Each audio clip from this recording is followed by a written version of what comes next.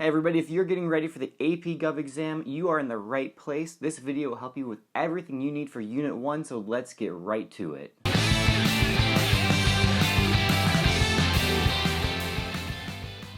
Alright, so these videos are going to provide you with a fast-paced review of just the most important concepts that you need to know for the AP exam. So let's get started. Alright, so the US government is based on 5 basic principles. Now, the first 3 of those we find the ideas for them within the Declaration of Independence. Alright, natural rights refers to the idea that there are certain things that you have the right to just by virtue of being human. So these are things that you are simply born with. Popular sovereignty is the idea that people are the source of governmental power, not the other way around. So it's not that governments allow people to do certain things, but rather it's that individual citizens, people like you and I, give some power to governments and allow them to do certain limited things. And social contract is the idea that when people create that government, they then create that government for a certain purpose, and that purpose is to protect the rights of the people. So the Constitution deals with the other 2 principles of government. So this is limited government and republicanism. Limited government is exactly what it sounds like. It's that governments have some power, but that power is limited, so they can't do anything they want. They are not all powerful. Republicanism is the idea that we have a representative form of government.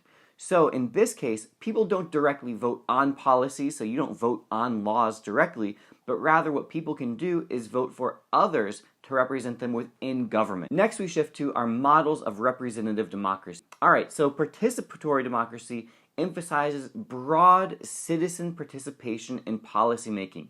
So it's the idea of individual people actively having a role getting involved. Brutus number 1 gives us a great example of participatory democracy because he argues that individuals and local governments should be holding power. Alright, so next up is pluralist democracy. The idea here is that group-based activism leads to good policy results. So I want you to think of things like political parties and interest groups. Federalist number 10 provides us with a great example of pluralist democracy. Madison emphasizes the role of factions or groups and the idea that if we have a large republic, we'll have lots and lots of different groups or factions. Elite democracy, on the other hand, emphasizes a limited role for citizen participation. So individuals can vote, they can do things, but there's some kind of filter, there's some kind of barrier between the people and the policies actually getting made. So this limits the influence of the masses, of the everyday citizen. Alright, so next up is that really important question about, well, how do we divide power between the states and the federal government? Federalists, we know, wanted a stronger central government.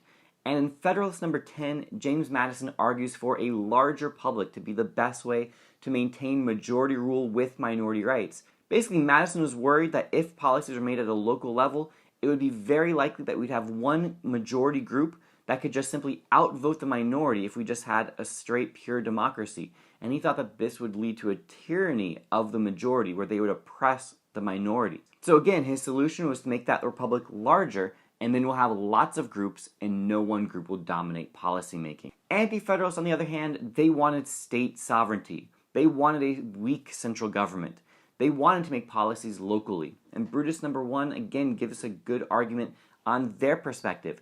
They thought that this federal government would essentially trample states' rights, leaving nothing for states to do. So Brutus says that power should be held on a local level. We should have smaller, more democratic governments. A republic is okay to Brutus, but the idea is that it should be held locally, not on this larger scale. Well, we should pause and think about what did we have before the Constitution. Well, we know we had the Articles of Confederation, which set up a very weak federal or central government, and that was intentionally so. States remained sovereign, and they ultimately had the power. So what could Congress do under the Articles of Confederation? Well, they could declare war, they could make treaties, they could raise an army, they could borrow money, and they could coin money. So these are powers that are significant, but there is one hugely important one missing there, and that is the power to tax. Congress could not raise taxes. They also could not regulate interstate commerce, so we have this really weak federal government. Then Shays' Rebellion happens, and this shifts public opinion when people see the slow, weak response of the federal government to putting down a really minor rebellion. Now we're at the National Convention, and so we have 5 examples of compromises. So let's take them one by one quickly. So with the Great Compromise, we had large states and small states that were arguing over what congressional representation should be based on. Large states wanted it based on population. Small states said we all got to be equal in this. So we come up with a great compromise. It creates a bicameral legislature, 2 houses, in which one, the House, the larger one, the lower house, is based on population, pleasing the large states, and the small states benefit when it comes to the Senate, the upper house of Congress, because every state is represented equally in the Senate. Now, the Electoral College, again, is a result of compromise, that some people wanted the president to be directly elected by the public, others wanted Congress to select the president, so again, we have compromise, neither side gets what they want. Instead, we end up where people can vote for members of the Electoral College, and then the Electoral College will vote for the president. Next, we have the 3/5 compromise, and this is where southern states wanted slaves to count as people for purposes of population. Northern states were like, no way guys, you have said all along that slaves aren't people, so there's no way that they count when it comes to population for Congress. They end up with this compromise where for every 5 slaves, they counted as 3 people for population purposes for Congress. Next up is the compromise on the importation of slaves, and basically what the Constitution did was it said, we're not doing anything, and the slave trade cannot be banned for at least 20 years. And lastly, we have the recognition that the Constitution would need to be changed and altered over time, so we do have an amendment process. It is where 2/3 of Congress can propose a constitutional amendment, and it can then be ratified by 3/4 of the states. Alright, so we continue to debate the role of state governments, federal governments, and individual rights. This would make a great FRQ. So I want you to consider this essay prompt that's on the screen. And what I want you to do is write a thesis statement for it down below in the comments. You can kind of compare each other's thesis statements, can let you know if they look good, help you prepare for that FRQ. This is FRQ number 4. So the next question that needs to be addressed with the federal government is, how do we prevent it from being too strong? Well, James Madison in Federalist 51 argues in favor of separation of powers and checks and balances. Important, these are not the same thing. Do not use them interchangeably. Separation of powers refers to the idea of giving each power an assigned specific job. So, the legislative branch, they make laws. The executive branch, they enforce laws. And the judicial branch interprets laws. Now, checks and balances involves the idea that each branch has some ability to limit or influence one of the other 2 branches. So this would be the president can veto a law that Congress has passed, or Congress can override the president's veto. So again, with checks and balances, we see some kind of interaction between the branches. So now we get to federalism, the division of power between the national or federal, state, and local governments. So what's a federal power and what's left to the states? Well, we have delegated powers, and these are powers that are given to the federal government. And here we can think of things like declaring war, raising an army, regulating interstate commerce. Reserve powers are kept by the states for themselves. Essentially, everything left over that wasn't specifically mentioned in the Constitution or wasn't delegated to the federal government is reserved to the states. And lastly, we have concurrent powers. These are powers held by both the federal government and the state government. So things that they can both do. So they can both tax, they can both borrow money. Again, this doesn't mean they do these powers together, it just means that they both have the power to do them. Alright, so with federalism, we have 2 different models of federalism. We have dual and we have cooperative. Dual federalism is kind of the old-fashioned original type. This is like layer cake, where the state and federal governments were totally separate, each supreme in their own sphere. They each had certain jobs, and they handle those jobs with no influence from the other layer of government. Cooperative is more like a marble cake, where there's this mixing, this mingling, there's this blurring of the lines between what is truly federal and what is a state role. So this leads to an increase in federal government power because now they're getting involved in areas that they weren't formerly involved in. And the biggest way that this has happened over time is through the increase of federal grants to the states. So the federal government gives money to the states, and this gives them some influence over the policies that these states are then making. So let's talk about 4 things that have led us towards this cooperative federalism that we have today. Alright, one is called federal revenue sharing. This no longer exists, but the AP exam wants you to know it. And the idea here is the federal government would give money to the states with no strings attached. Basically, the states could do whatever they wanted to do with that money. On the other end of the spectrum are federal mandates. These were rules that the federal government would make and tell the states they had to comply with. And this was regardless of whether or not the federal government gave them money. So an unfunded mandate, the federal government doesn't give money and tells the states they have to do something. So states really don't like unfunded mandates. Block grants are money for a broad purpose to the states, so they have a lot more freedom and leeway over what to do with that money. This would be money for things like education, and then the state could use that money for anything that they want within the area of education. So they don't have total freedom, but they have a lot of influence about what they do with that money.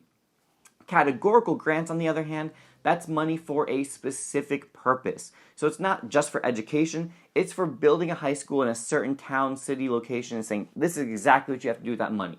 Alright, so let's consider this multiple choice question about the topic we just talked about. Alright, I want you to answer down below in the comments for me.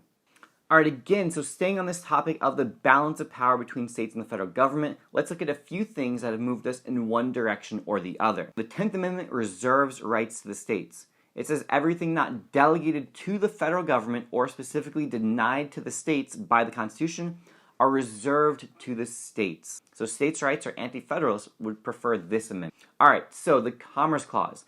It starts off really simply. It says that Congress has the power to regulate interstate commerce. What's happened is that the interpretation of the Commerce Clause has expanded and changed till today we now say that only Congress can regulate anything affecting interstate commerce. So it does not directly have to be interstate any longer, but Congress can still regulate it if it affects interstate commerce. The Necessary and Proper Clause, it says that Congress has the power to make laws which shall be necessary and proper for carrying into execution their foregoing powers. So we have this list of congressional powers, and then the last line says, and by the way, they can make other laws too if they think it's necessary for them to do the other jobs that they do have. Speaking of that, we have a couple terms, enumerated and implied powers.